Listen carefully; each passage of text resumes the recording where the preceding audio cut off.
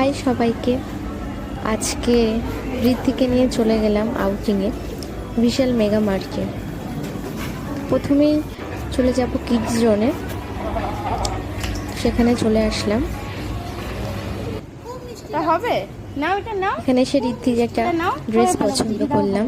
নাও নাও নাও, কেন ভালো লাগছে তো, নেবে না, কিন্তু ঋত্বিক পছন্দ হলো না।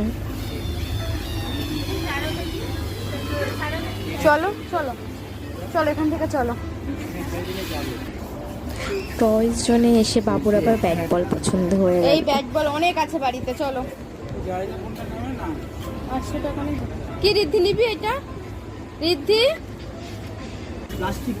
ব্যাস নেওয়া হয়ে গেল। আমরা বড়দের ব্যাট পছন্দ করে ফেললো,